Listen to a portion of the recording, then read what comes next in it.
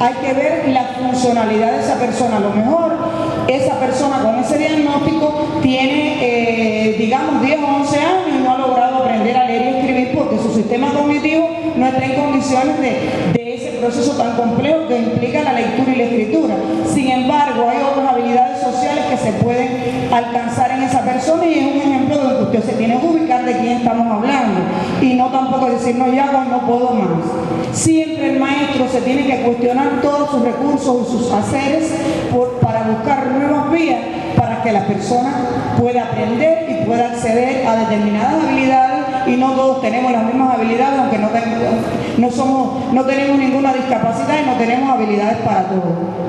Y a veces somos muy duros cuando hacemos estas valoraciones, eso es importante recordarlo. Melanscombe es un psicopedagogo inglés que muy estudioso del proceso de la inclusión educativa y de la Universidad del Reino Unido, y él enfatiza que la idea de la escuela inclusiva apunta hacia la necesidad de una educación de calidad para todos y todas, respetando el género, Ángela, ¿verdad? Para todos.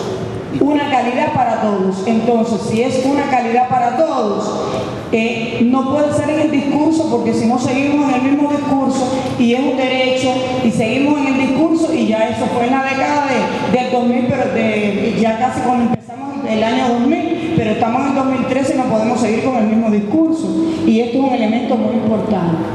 Por otra parte, María Eugenia Yadarola enfatiza en algo que es muy importante para los pedagogos y dice que la inclusión es un concepto teórico de la pedagogía y hay que profundizar. La pedagogía como ciencia de la educación tiene que profundizar, es un reto que tiene la pedagogía, que en la inclusión como un elemento teórico de la pedagogía, porque el modelo de escuela debe dar respuesta a la diversidad, y hoy hay que cuestionarse muchas cosas que pasan hoy en la escuela, que somos todos responsables, desde el directivo hasta el que ayuda en todo, porque es una comunidad educativa, todos tenemos la responsabilidad en la educación de los niños y las niñas.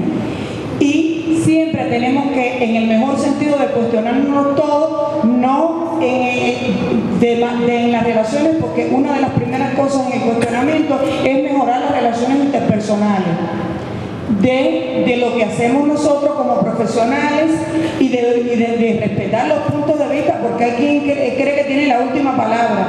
Y cuando yo les digo ahorita, quiero rectificar, no es que porque estuve 15 años en una escuela especial, que eso es una experiencia que nadie me la puede quitar, porque puedo educar a esa persona por los 15 años de vivencia, eso nadie te lo quita en tu formación.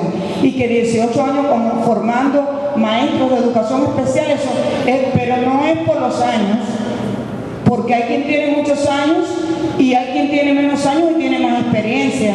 Cuidado con eso. Es decir, hay que tener mucho cuidado con las generaciones, la joven generación y los que no son tan jóvenes. Cómo conjugar, que es a partir del desarrollo del desempeño de la persona y no de la cantidad de años que tienes en esto, y que todos tenemos que ser escuchados y que tenemos que llegar a un consenso a partir de los resultados. No, porque yo con este niño no puedo más y él no puede, él no sabe. Ya yo he hecho esto con una maestra, siéntese, yo le voy a demostrar que el niño sí puede, la que se tiene que cuestionar que los métodos de con Juan no son los mismos que con Pedro, y hay que demostrárselo a usted. Pero usted no puede estar así, porque si no tiene que cambiar de puesto de trabajo y se va para un mercado a trabajar, pero aquí no puede trabajar porque no es usted la idónea, y eso es muy importante en lo que nos dice la doctora María Eugenia Yadarola, que la pedagogía se tiene que cuestionar esto para cambiar el modelo, para dar respuesta a esa diversidad. Que la educación inclusiva no solo respeta el derecho a ser diferente, como habíamos hablado, que es legítimo para cada individuo, sino que valora explícitamente la existencia de esa diversidad y enfatiza en esas ideas. Por otra parte, bueno, aquí hay otros mensajes que seguidos yo no voy a, porque no quise quitar ninguna diapositiva para dejarse algunos de estudio independiente, y voy a enfatizar en otras, porque yo les voy a dejar en la presentación. Y lo que hablábamos ahorita de cómo en la integración, que la propia doctora Yadarola insiste, se enfatiza en la persona que tiene el problema y los apoyos que necesita esa persona para que salga adelante. Y como en la inclusión se enfatiza en la comunidad escolar, que está fuertemente implicada en los cambios educativos que tiene que producirse en la escuela. Eso es un elemento muy importante, la comunidad escolar y lo que rodea a la comunidad escolar, porque en el discurso todo siempre, la escuela a veces está sola, y las organizaciones y la comunidad y los proyectos, y como la escuela está sola, la escuela hay que ayudarla también, porque una comunidad escolar es todo lo que está en la comunidad y todo lo que están implicados, porque esos niños, ¿de dónde vienen si no son de esa comunidad? Entonces es un problema de todos. Por otra parte, Pilar Arnaiz, una doctora española, también estudiosa del tema de la inclusión, se refiere que la inclusión, ella la asume como una actitud, un sistema de valores, fíjense cómo varios autores coinciden en esto, un sistema de valores que asume la convivencia y el aprendizaje en un grupo y que es la mejor forma de beneficiar a todos los niños etiquetados como diferentes. Discurso que tiene que cambiar, porque todos somos diferentes. Discurso que tiene que cambiar. Eso es muy importante. Y ella también insiste en la importancia que tiene la calidad educativa y las prácticas educativas de dar respuesta a esa diversidad de alumnos que en eso coinciden como autores. Clement Ginet, español, psicólogo, que ha estudiado profundamente y es uno de los que más ha trabajado en el ámbito de la psicología en la evaluación de las capacidades, las habilidades del individuo en las distintas etapas del desarrollo, insiste en la importancia de reconocer la interacción que se produce en esas relaciones, vigosquiano al fin, porque está valorando el papel del otro, en las interacciones sociales para que el niño aprenda y cómo valora las experiencias que se ofrecen tanto en el ámbito de los recursos materiales como en los recursos psicológicos que se utilizan con esas personas. Y él dice que a la escuela le atribuye un papel clave en el contexto para el desarrollo, indudablemente. Incluso hasta un niño, porque a veces le damos malas orientaciones a los padres, porque el médico dice una cosa y el educador dice otra, grave situación, y el papá está en el medio. El niño, por ejemplo, una persona sorda que lo implanta, éxito el implante, como desde el punto de vista quirúrgico, pero el niño no va a vivir en el hospital ni en un centro, el niño va a estar en una escuela. Por tanto, después que terminó su operación, tiene que hacer, porque si se operó fue para que el niño mejore su condición, su calidad de vida en función de que pueda utilizar otra comunicación, pero no deja de ser una persona sorda. Por tanto, se atribuyen expectativas a veces a la familia que no son reales, y eso es una falta de ética, porque además hay que ponerse de acuerdo, porque la educación es un proceso que es multidisciplinario, interdisciplinario, transdisciplinario, y todos tenemos una responsabilidad. No es que tú y que yo tengo lo último y lo mejor, es que detrás de todo eso hay un valor económico y que yo estoy defendiendo, y hay que tener mucho cuidado con eso, porque estamos poniendo en juego la educación de una persona, y que es un derecho que tiene, porque si le pongo el implante es para lograr una comunicación oral, y si no la ve, entonces ¿de qué estamos hablando? Y es una responsabilidad del médico. No, es un hecho multi e interdisciplinario, por poner un ejemplo de estas situaciones que tienen que ver con algunas de las cuestiones que se enfatiza también en todo el marco, lo que yo le estaba diciendo, el marco legal de este proceso de la inclusión arraigada en los derechos, pero tenemos que profundizar en otras cosas que no son los derechos. Esa es mi opinión. Mary Waldman, que es una de las especialistas inglesas que fue la primera en hablar de las necesidades educativas especiales en el año 1978, y cómo este concepto, como le decía, en el 1994 en la conferencia de Salamanca fue evolucionando. Pero ella enfatiza que en lo sucesivo ningún niño debe ser considerado ineducable. La educación es un bien al que todos tienen derecho. Los fines de la educación son los mismos para todos, independientemente de su condición social.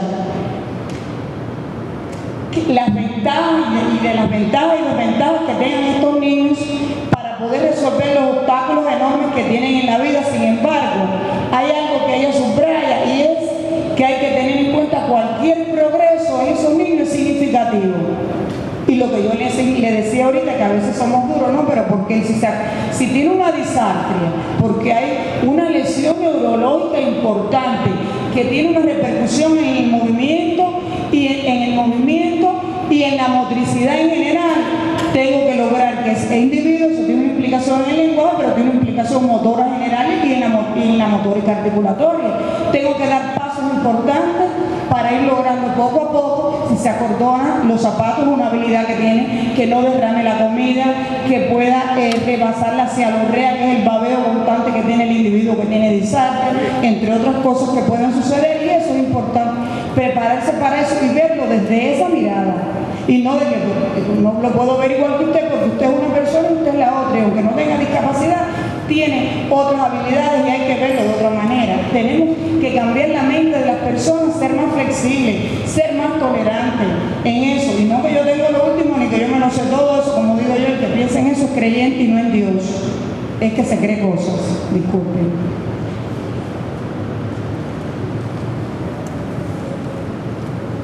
Armando Jara, uno de los ideólogos cubanos que ha profundizado y estudioso de la obra martiana y además egresado de nuestra universidad, que fue nuestro ministro de Educación también en un momento histórico, nos dice que una inteligencia superior nos orienta a proteger a todos los hombres y mujeres con una educación que se adapte a las necesidades de cada uno de ellos y a las exigencias de la vida social.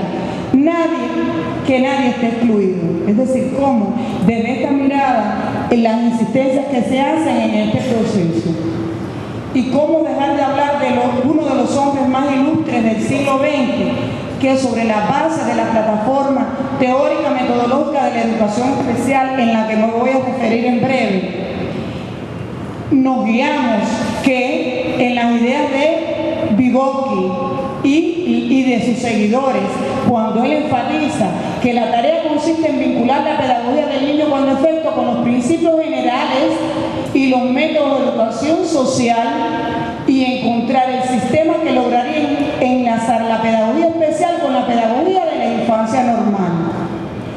En estas ideas, fíjense, desde el momento que le tocó vivir a Vygotsky, que lamentablemente murió joven, cómo él enfatiza en la condición de las personas independientemente de su discapacidad, y esto tiene que ver con los tres momentos que ha evolucionado la educación especial, no en Cuba, en el mundo, que tiene tres etapas fundamentales: la etapa de la ignorancia, el encierro, tengo un hijo con discapacidad, voy a esconderlo para que no lo vean. La segunda etapa, que nos hemos movido en general en el universo, está relacionada con la construcción de escuelas, con las escuelas especiales, para darle atención a las distintas necesidades educativas especiales asociadas o no a una discapacidad, con un enfoque meramente clínico, porque no vamos a echarle tampoco, porque los médicos jugaron un papel muy importante en la formación de estas personas, porque además el diagnóstico clínico fue excelente. Una de las mejores cosas que hoy nosotros ilustramos en la educación especial es la profundización en el diagnóstico clínico, en la caracterización, el diagnóstico diferencial, que después fuimos evolucionando porque el desarrollo se impone de un diagnóstico clínico puramente médico a un diagnóstico más psicopedagógico, más pensado, en donde está el niño más tiempo, que es en la escuela. Y desde esa visión, estos elementos son importantes, como de quién lo hemos ubicado, de Vygotsky, para la atención a esas personas desde el marco más desarrollador, desde la escuela regular, desde la escuela común, desde la escuela ordinaria y no normal, como a veces decimos los maestros, porque yo me cuestiono el concepto de normal, que es muy relativo.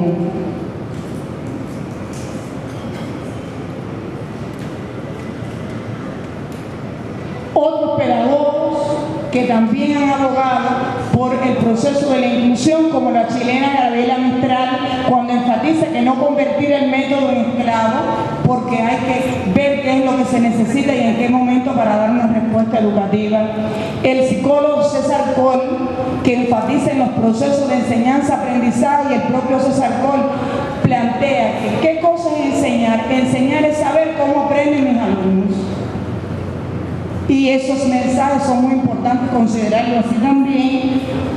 Tenemos a la pedagoga venezolana Miriam Heyer, que declara: si mis alumnos no aprenden como yo los enseño, entonces yo los enseño como ellos aprenden. Por supuesto, ella es seguidora de César Coll. La pedagoga cubana Dulce María Escalona, que consideraba que no hay alumnos que no aprenden matemáticas, sino maestros que no saben enseñarlas. Por poner algunos ejemplos. Nuestro director de Educación Especial, Santiago Borges, que dirige, de Educación Especial no, el que dirige el Centro Latinoamericano Caribeño en el IPLAN, el CELAE, que hace convenios con América Latina en el ámbito de la educación especial, enfatizaba algunas ideas que quiero compartir con ustedes. Dice: debemos asumir la pedagogía de la diversidad porque el contexto social es pluricultural, un elemento muy importante. Y para crecer y desarrollarnos en una sociedad justa, la educación no puede encontrarse al margen de su contexto, la importancia que tiene el contexto social. Debe propiciar el respeto mutuo y la comprensión del otro. Estas ideas que en el marco de los elementos que estamos abogando son muy importantes. Por otra parte, la doctora Carmen Lidia, también especialista de esta institución, yo no quería copiar porque ella es una especialista que trabaja en temas de la inclusión, y yo, entrevistándome con ella, le dije: no voy a llevarle a los estudiantes lo que tú tienes en las conferencias, porque eso lo van a estudiar ellos, que se lo vamos a poner en la bibliografía, sino las ideas en la entrevista de lo que tú piensas de la inclusión, y así lo expresé de esa manera. Por eso no es una cita, sino básicamente las ideas de ella del proceso de inclusión. Y ella decía: la inclusión educativa implica la aceptación por el maestro. Empieza por ahí. Es un hecho importante en lo que tenemos que profundizar desde el punto de vista de la pedagogía en este proceso, porque el marco legal está bien ya al tope. Porque querer es poder. Porque si yo no quiero atender al niño, es decir, yo tengo que tener la disposición, independientemente de que es un reto para mí, de que yo no conozco las particularidades de ese niño y de todo el proceso que implica la preparación, porque es un derecho de que él esté, y la familia decide en qué contexto se educa a su hijo. Por eso es que es un reto para el maestro prepararse para atender la diversidad. Y en este contexto yo decía: considerar la preparación del maestro, las ayudas, el compromiso que tiene el maestro para dar una respuesta educativa. Eso para mí es la esencia del proceso de inclusión. Y el doctor López Machín, también otro cubano, estudioso primero de la integración y actualmente de la inclusión, enfatiza: el mundo contemporáneo se enfrenta a una desafiante contradicción. En primer lugar, la justa percepción valorativa de la diversidad humana y las posiciones excluyentes de las personas con discapacidad, que en muchos casos son disminuidas de oportunidades. Y quienes hablan también, que he profundizado en este marco, en la educación especial en general y con más énfasis en las personas que tienen trastornos de la comunicación y el lenguaje, puntualmente también en las personas sordas, pienso que la inclusión educativa reconoce la diversidad humana, la igualdad de oportunidades y el derecho a la participación de todas las personas. Pero además, desde esta mirada se visualiza la evolución de las ideas pedagógicas en cuanto al tránsito de la integración a la inclusión como un concepto más amplio. Pero además privilegia mejorar la calidad del aprendizaje a partir del acceso a la cultura universal, al currículo, por supuesto, porque en el currículo está donde está el contenido de la cultura, y a la cultura universal para el desarrollo personal y social de estas personas. Eso es un elemento muy importante que nosotros, desde un proyecto que dirigimos hace ya más de 10 años, que está consolidado, y que ese proyecto implicó un cambio en la política educativa cubana, que es el modelo cubano de educación bilingüe para personas sordas, donde nosotros desde esta visión enfatizamos en la importancia que tiene la educación bilingüe, que una persona domine su lengua natural, la lengua de señas de su país, y la lengua escrita, porque si no, no decir que es un analfabeto porque tiene una comunicación, no es un analfabeto, pero si desde el punto de vista del acceso a las oportunidades, la persona que no sepa leer y escribir no tiene acceso a igualdad de oportunidades, porque la lectura y la escritura no solo son habilidades comunicativas básicas, sino cognitivas para acceder al currículo y a la cultura. Por tanto, son las condiciones básicas para el proceso de inclusión educativa y son elementos en los que estamos trabajando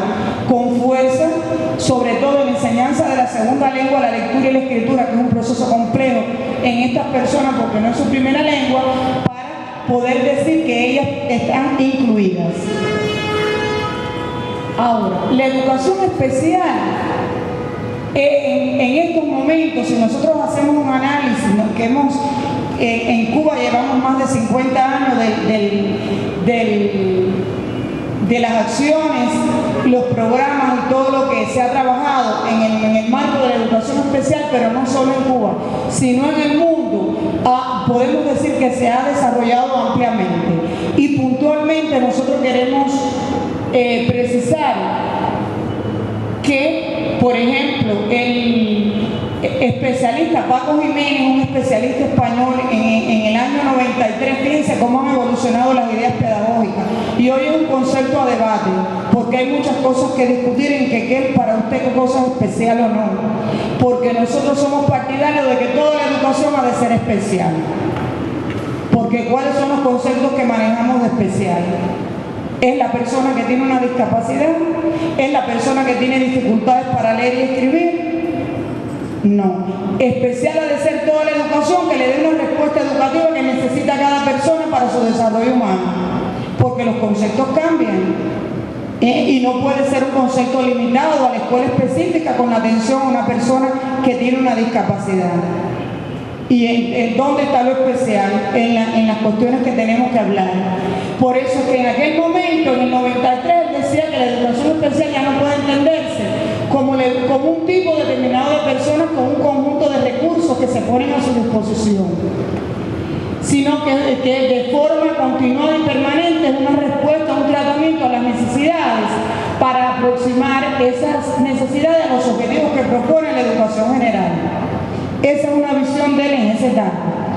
La directora de Educación Especial en Cuba, Moraima Orozco, ya en el 2008 nos dice que el concepto de educación especial en la actualidad, más que un tipo de enseñanza, eso es muy importante, implica toda una política educativa, una didáctica para la atención a las necesidades educativas especiales, donde están conjugadas la pedagogía y la didáctica, para que se considere una manera enriquecida por el empleo de los recursos necesarios, donde nosotros tenemos las escuelas específicas, constituyen centros de recursos y apoyo para darle continuidad a ese proceso que se da en la escuela regular, cuando el niño transita y el seguimiento, todo, porque es un sistema. Y entonces tiene que verse con esa visión con una visión enriquecedora que propicie que cada alumno pueda optimizar sus posibilidades desde una visión positiva, donde se ha transitado, que yo le hablé ahorita de las instituciones, que es en el momento que hoy está ubicada en el mundo la educación especial, y es la etapa de la pedagogía del defecto a la pedagogía de la potencialidad, que es donde estamos parados ahora. Por eso que estamos hablando de la integración y de la inclusión, y de qué hemos hecho y qué nos falta por hacer todavía muchas cosas que hay que profundizar para lograr esa educación de calidad que estamos hablando. Todo lo que implica, ella hace una profundización que ustedes van a revisar ahí, este proceso de la atención a la diversidad, y también qué cosas son las necesidades educativas especiales, para no confundir los conceptos, que ustedes lo puedan revisar también, estos elementos. Cómo se asume una nueva actitud, cómo se transita de lo asistencial a una práctica educativa donde hay un diagnóstico psicopedagógico, donde hay otros elementos que están en la base de la educación y que no solo el niño y su entorno. Caracterizamos al niño, a la familia, al maestro, al otro, porque todos forman parte de ese sistema de influencias educativas. Y lo que les decía de la escuela abierta a la diversidad, desde el punto de vista de que cómo tiene que prepararse, todos los recursos tienen que estar en función de ello, y el compromiso que tiene la comunidad educativa con estos cambios. la importancia que tiene algunas exigencias para poder avanzar, y hay quien confunde y se piensa que educación especial es una adaptación curricular o un ajuste curricular. No, de ninguna manera. Hay que tener en cuenta las adaptaciones curriculares, porque usted hace una caracterización psicopedagógica y yo le tengo que enseñar al niño cómo él aprende, como dice César Coll. Por tanto, tengo que buscar los recursos y los métodos que sean los adecuados para brindar la respuesta educativa. Pero hay que, a partir de la valoración psicopedagógica, de un currículo diversificado que responda a ello, de cuestionarse la organización escolar, porque es serio, y nosotros lo hemos valorado en Cuba, de que hay muchas escuelas que no están abiertas a la diversidad, y lo hemos discutido con los directivos, porque la organización escolar no está acorde con las exigencias para responder a la diversidad que hay en ese contexto. Y eso es un elemento muy importante, la organización educativa. Por otra parte, en el cambio de actitudes para poder mejorar los resultados de los programas y poder satisfacer las demandas educativas. Y una reflexión en torno a esto que siempre tenemos que tener, y es que todos somos capaces de aprender. La única capacidad que poseemos al nacer es precisamente la de aprender. No está fijada hereditariamente en nuestro cerebro, porque nuestro cerebro humano tiene la capacidad de crear sistemas funcionales dinámicos para responder a las estimulaciones y fenómenos del mundo que nos rodean. Por eso es que el acceso a la cultura es un derecho de cada ser humano, y tenemos que tenerlo claro en nuestras mentes. De algunas ideas que ustedes van a revisar de la educación especial cubana, las etapas que habíamos hablado, y finalmente quiero precisar algunas evidencias que ilustran las políticas educativas. En Cuba, en primer lugar, la campaña de alfabetización.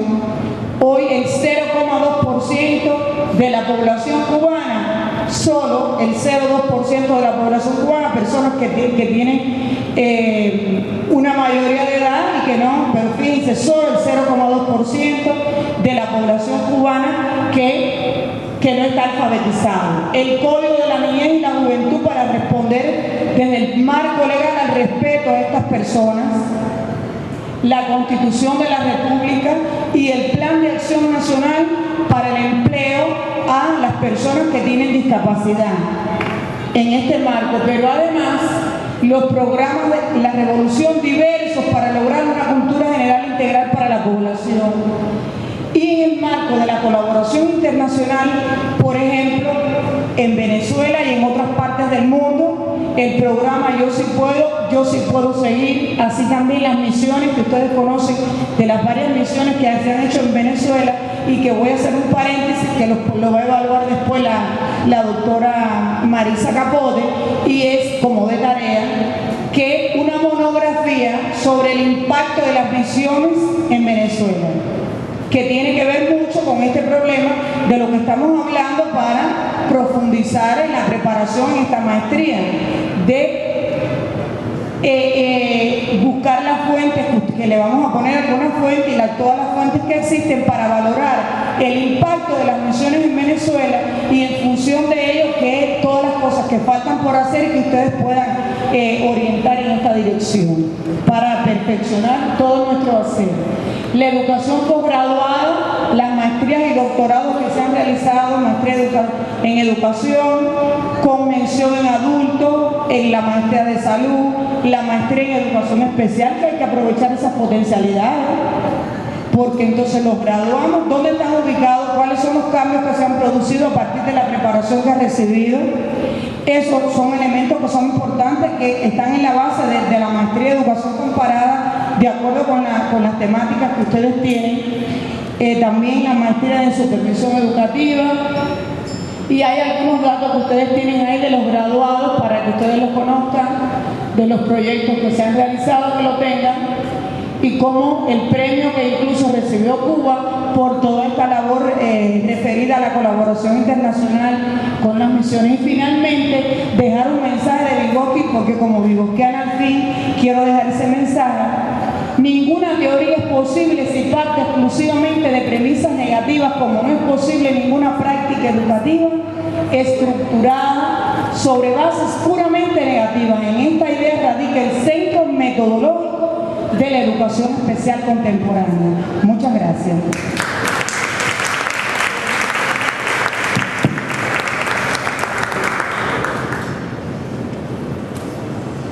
Ustedes tienen la palabra, doctora.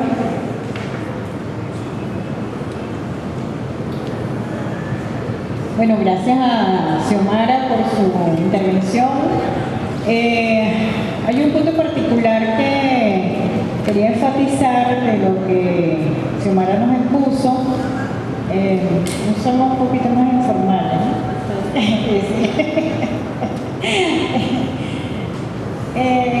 ¿Qué es la importancia de situar el problema del contexto de la escuela más que el problema del niño, del sujeto, del individuo?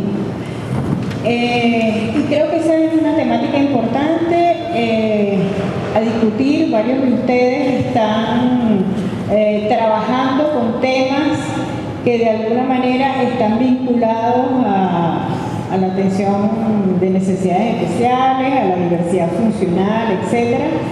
Y en ocasiones, en la mayoría de las veces, incurrimos en eso de situar el problema en el sujeto. Es el sujeto el que tiene el problema y buscar cómo hacer para adaptarse a eso. Entonces, es importante entender que la escuela tiene toda una responsabilidad y que eso, como decía al iniciar el módulo, las posibilidades de transformación de la escuela tienen que ver con las posibilidades de transformación que haya en la sociedad, ¿ya? Bueno, que creo que es un punto que Xiomara planteó inicialmente y que quisiera retomar, ponerlo de nuevo en el tapete. Bueno, vamos a dar el derecho de palabra y luego entramos con la...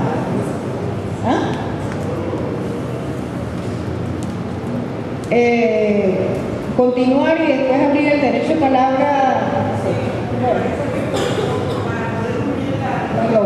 Bueno, entonces vamos a darle derecho de palabra a Luis Bonilla, que no lo presento porque ya ustedes lo conocen, y él va a trabajar los problemas de la infancia en condiciones de riesgo. No, quería pedir disculpas, me gusta hablar más sentado, pero tengo una afección en el oído y algo me está afectando el equilibrio, entonces voy a hablar sentadito allá para no tener alguna dificultad.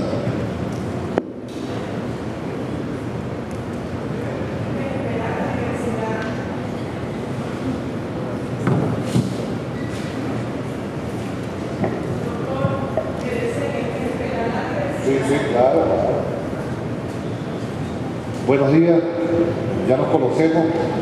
Yo hoy les vengo a hablar de un tema que me ha apasionado, como ya les dije a ustedes, después del cuento de aquella fuga de los 42 muchachos que se fueron, pero un tema que ha sido transversal en mi vida, que es el tema de los niños institucionalizados. Pero antes es necesario hacer un preámbulo, ¿no? Cuando en realidad yo vengo a hablar de los invisibles de la educación. Uno tiene una polémica permanente con buena parte de quienes hacen reflexión educativa cuando, para no irnos tiempo atrás, me iré más adelante, pero recientemente, a la Ley Orgánica de Educación del 80 y la nuestra, la bolivariana, siguen considerando invisibles a los muchachos, a los niños, adolescentes que están fuera del sistema educativo y aquellos, sobre todo aquellos que están institucionalizados. O sea, están invisibles, no existen. Lean la Ley Orgánica del 80, no están. Lean la Ley Orgánica de Educación de la Revolución Bolivariana y también siguen invisibles. De esos invisibles les voy a hablar yo. Y para ello, quiero decirles que es un tema, desde mi punto de vista y de una opinión muy personal, que tiene que ver con la educación especial. Nosotros hemos considerado hasta ahora como parte solo de la educación especial aquellos que, con niños, niñas, adolescentes, adultos que tienen alguna dificultad motora, psicomotora, tienen nacieron con alguna dificultad congénita, y a eso le hemos dado, los hemos englobado como educación especial. Pero ¿qué pasa con aquellos muchachos, niños, niñas, jóvenes, que nacen en condiciones normales, de ese millón que nos dijo el censo, el último censo, que no van a la escuela? El último censo nos dio a nosotros una cifra que nos debió prender la alarma. 1 millón de niños y jóvenes que deberían estar en el sistema educativo venezolano en los diferentes niveles y modalidades no están en él. Pero además, aquellos niños que están institucionalizados, es decir, en lo que son los albergues de menores, centros de atención inmediata o casas de reclusión, el nombre ha cambiado con eufemismo de una y otra en otro momento, que permanecen según la ley, no deberían permanecer más de 3 meses en una medida de reeducación, como todavía se les llama, pero que en términos prácticos y reales permanecen 1 año y hasta 2 años en estos centros, y sin embargo allí no se les garantiza el acceso al sistema educativo plenamente. Entonces, de esas dos variantes quiero hablarles, porque para mí el que está enferma es la sociedad y la escuela, y no el niño y el joven. El que tiene profundas dificultades para la incorporación es, repito, la sociedad y la escuela, que solo ven desde la normalidad la sociedad, solo ven desde la normalidad a lo que debe ser el centro de su atención, que es estos jóvenes con dificultades. Voy a hablarles primero de ese 600.000 jóvenes que deberían estar, por ejemplo, en la educación media y que no están. Pero que el censo además nos dijo algo dramático.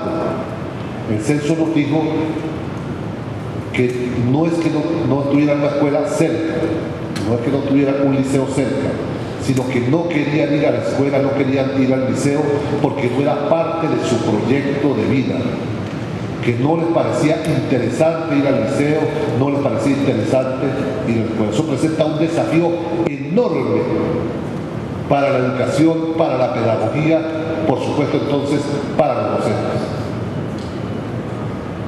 ¿Qué pasa con esos muchachos? Con esos muchachos dicen que no forman parte de su proyecto de vida. Ahí hay algo sobre lo cual hay que reflexionar y hay muy poca teoría hecha. Ojalá y algunos de los compañeros, compañeras que están haciendo esta maestría se dediquen a estudiar un poco eso, a profundizar ese dato científico que nos lo da el censo. Ese dato científico que nos lo dio el último censo. ¿Qué está pasando con esos muchachos que no van a la escuela?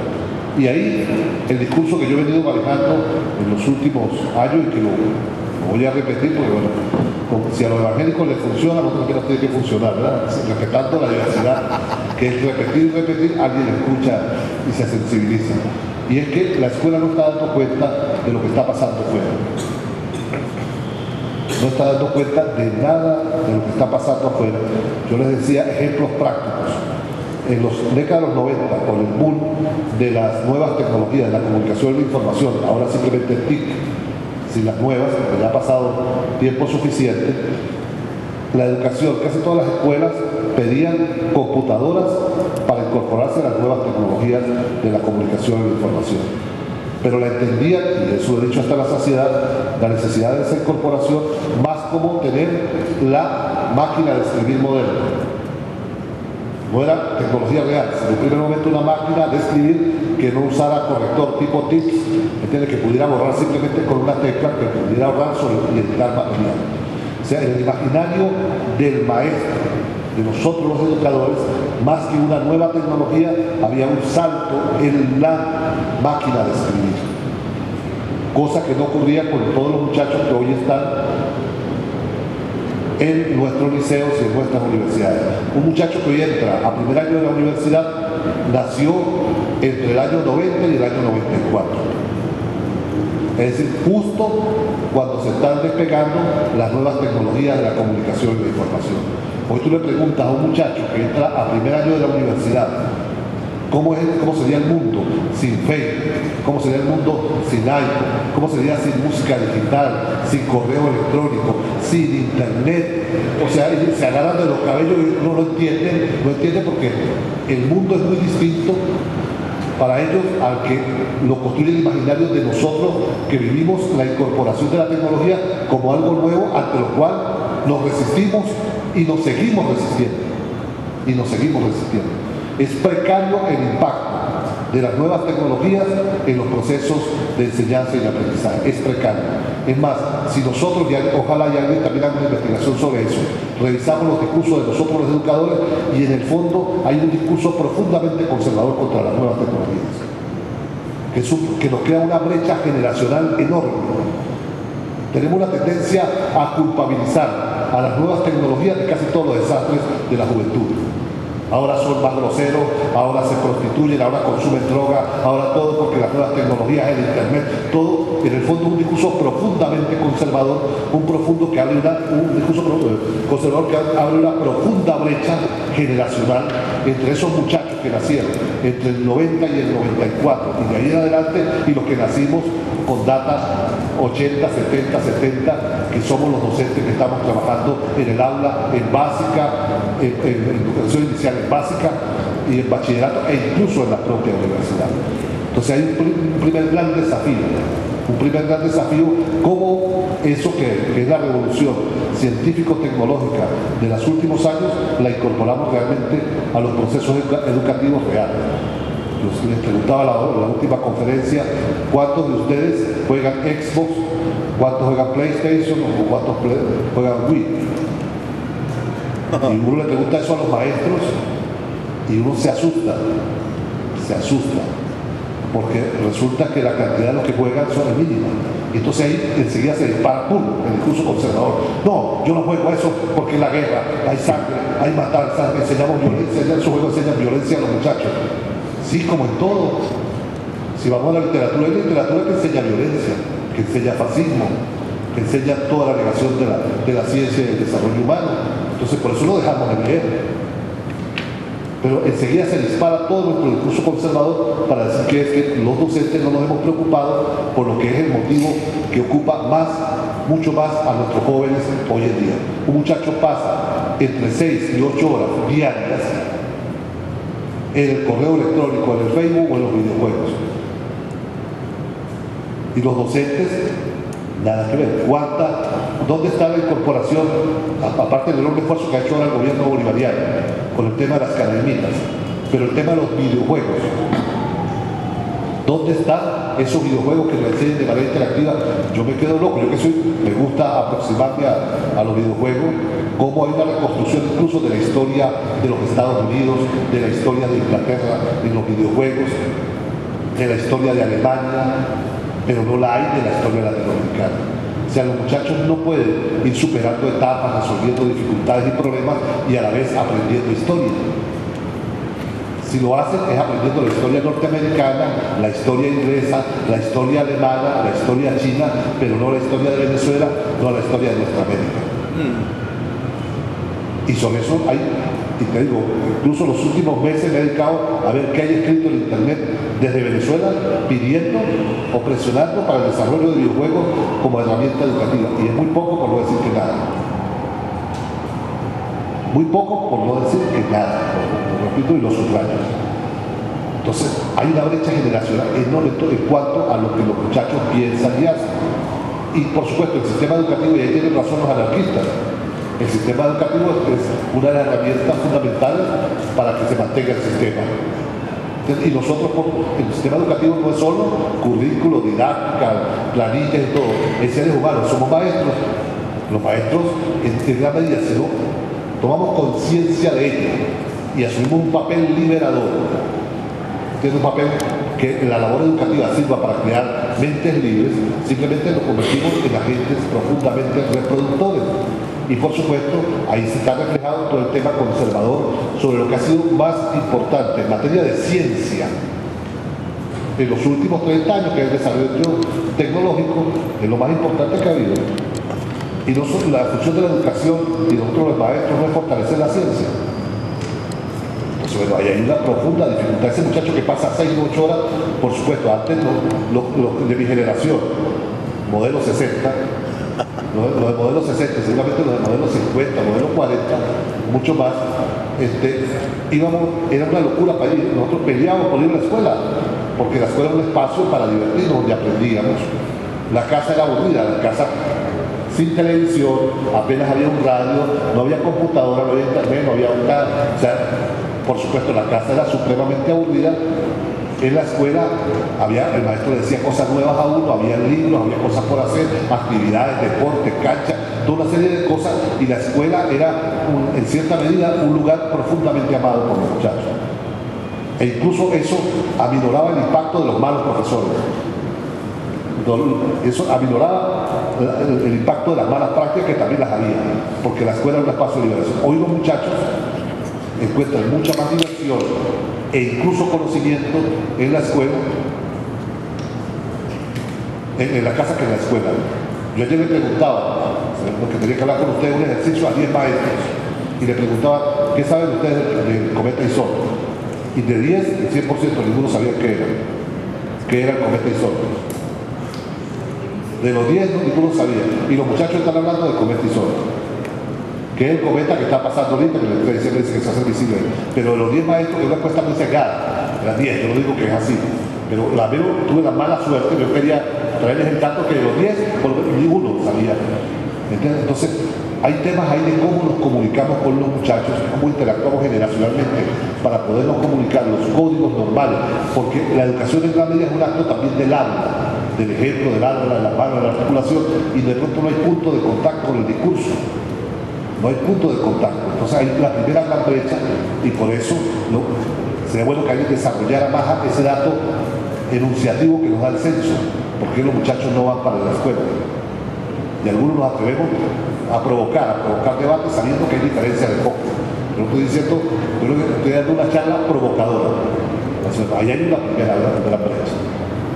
Una segunda brecha que hay tiene que ver con los imaginarios de cómo concebimos nosotros situaciones como familia, como sociedad, como proyectos emancipatorios, como el trabajo incluso. El trabajo incluso. Nosotros, en la educación, incluso el maestro, buena parte de los maestros, y de eso sí hay investigaciones hechas, cuando le argumenta al niño por qué debe estudiar, es una gran pregunta que hoy los muchachos hacen. Bueno, ustedes saben, yo tengo un chavo de 5 años y me dice, ¿para qué hay que estudiar tanto? Tanto recuerden y dicen, ¿para qué hay que estudiar tanto? Pero cuando esa pregunta que hacen los muchachos, ¿por qué estudiar tanto? La respuesta que les solemos dar a los docentes es que para que estudie, para que pueda ser mañana un hombre de bien, incluso que pueda tener una profesión que le permita la vida defenderse. Todo ese discurso, independientemente de las ideologías, más o menos en síntesis, es el que decide. Es que pareciera que no hay otras posibilidades de vida.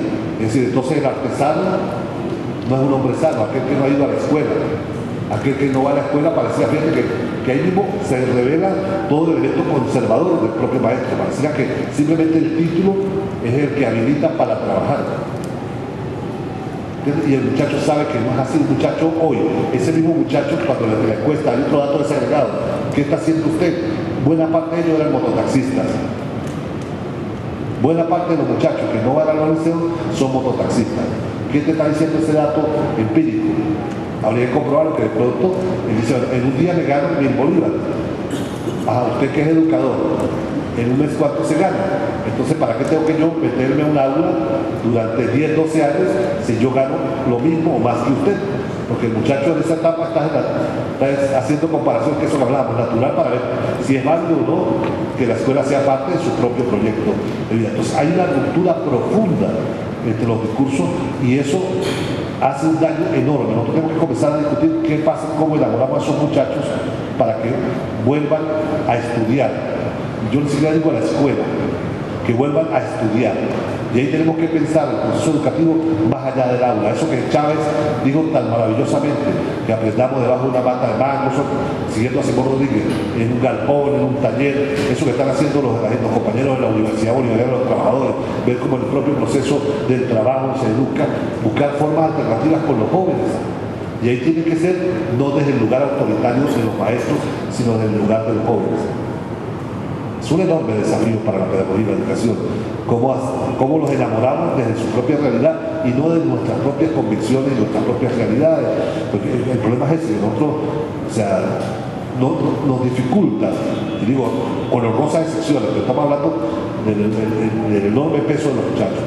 Es más, yo digo, si es cierto lo que dicen los compañeros del Simón Rayuxe, por ejemplo, que es uno de los compañeros del movimiento de sexodiversidad. Él dice que somos 5 millones de sexodiversos, por incluirme yo también. de sexo diverso, no tengo problemas. En Venezuela de 27, 28 millones. ¿Qué significa eso? Entonces una población, si eso lo llevamos a la escuela y al liceo, eso debe tener sus explicaciones estadísticas. Y yo quiero, porque lo he preguntado, se lo pregunté incluso recientemente a una de las viceministras de Educación, yo le decía, ¿cuál es la estadística de muchachos detectados que son sexodiversos, LGTB? O sea, ¿hay un censo de educación? No lo hay. Pero hay una ley de inclusión, hay una ley de respeto a la diversidad. Y nosotros no sabemos algo porque es un tema tabú, los docentes no queremos saber de eso. Eso es cuando el muchacho cumpla 18 años y verá qué sexo escoge, ¿verdad? Pero eso no tiene que ver nada. ¿No será que también hay niños sexodiversos en la primaria, sexodiversos en el bachillerato y que nosotros tampoco tenemos un lenguaje ahí para comunicarnos con ellos? Estadísticamente debería ser así. Estadísticamente, pero ¿cuántas actas hay de expulsión? Porque ese es el otro tema, que la escuela sigue expulsando a los sexodiversos. No nos caigamos a mentiras. Tal vez en el donde no estén maestros podemos decirlo, para cuidar nuestro orgullo, pero aquí estamos entre puros educadores y sabemos cómo suele la escuela expulsar a los sexodiversos, llama al papá y le dice su niño o su niña requiere un psicólogo. El discurso conservador, ¿entiendes? Que eso es un problema, ¿entiendes? Debería tener orientación psicológica. O sea, buena parte de los maestros, entonces ningún niño sale expulsado por ser sexodiverso, sino lo retira su representante. O llévenlo para otro sitio, incluso le damos la receta porque para nosotros es complicado, por supuesto es complicado, pero ¿dónde están las escuelas que digan, bueno, este niño hay tantas hembras, tantos varones y tanto de la sexodiversidad? ¿Dónde está el asistente?